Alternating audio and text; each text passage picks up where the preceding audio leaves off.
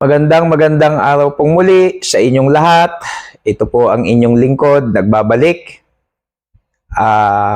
Konting kaalaman po at gabay sa pang-araw-araw nating buhay. Una po sa lahat, kamusta po kayo? At ang pagpapala ng Diyos ay patuloy na sumainyong lahat. Nais ko pong ibahagi sa inyo sa ilang minuto lang muli yung katagang becoming special in the sight of God. Alam niyo po ba na tayong lahat ng mga tao ay sobrang special sa Diyos? Ayon po sa banal na kasulatan, ayon sa kanyang pagkakalikha sa atin. Kung titingnan po ninyo yung Genesis chapter 1, Genesis chapter 1, pag siya'y lumilikha, verse 3, verse 7, verse 10, verse 12, verse 18, verse 21, habang ang Diyos ay nasa paglikha, sinasabi ng mga last word doon sa mga talatang binanggit ko, it was good. It was good, it was good, it was good, it was good. Pero alam nyo ba, nung malikha na ng Diyos ang tao, pagdating sa Genesis chapter 1, verse 31, hindi na it was good lang ang ginamit. It was very good. So, nandun na yung tao. Doon pa lang nakikita na natin na iba ang tao sa harap ng Diyos. Napaka-special. Magbibigay ako ng ilang pamantayan kung bakit ko po nasabing napaka-special ng tao sa Diyos. Unang-una, tayo nilikha ng Diyos sa kanyang wangis. Sabi ng Bible, let us create man in our image after our likeness. Can you imagine, ang pagkakalikha sa atin ay sa wangis ng Diyos at hindi sa kanino man o ano paman.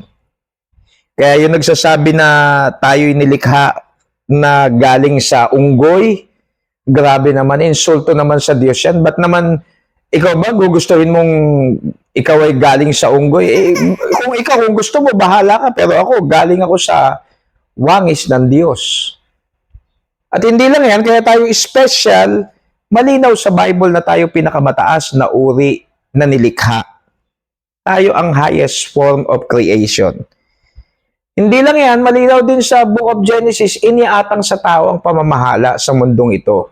Sa himpapawid, sa mga hayop, tayo namamahala sa mundong ito. Hindi tayo yung mababang nilikha, tayo ang napagkatiwalaan. Napaka-special natin sa Diyos. Hindi lang yan, ang pagkakalikha sa tao, mayroon tayong iba't ibang senses. Kaya meron tayong touching, nakakarinig tayo, nakakakita, may panlasa, nakakaamoy. Lahat ng yan, i-design ng Diyos sa tao para ma-enjoy natin ang buhay. Yung na-i-enjoy mo yung masarap na pagkain. Iba-iba. At ang alam ko, ang pagkakalikha sa atin ay may kaakibat tayong sariling doktor. Di nyo ba napapansin pag may mga sugat tayo o mga gasgas kusang nagkakaroon ng kusang nag-healed. So yun ang design ng Diyos sa atin. Kaya masasabi kong napaka-special natin sa Diyos. Sabi nga nung nabasa ko, nakalagay, in creation, we see God's hand. In crucifixion, we see God's heart. And in tribulation, we see God's help.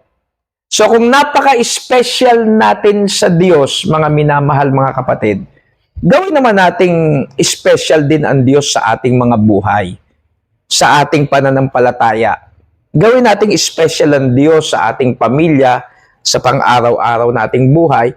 Pakita naman natin sa Diyos na una siya, mahalaga siya, mahal din natin siya, at special din ang Diyos sa atin. So hanggang dito na lamang po ako. I hope na intindihan niyo yung ating talakayan. Ito po ang inyong lingkod, ang Peking Kano.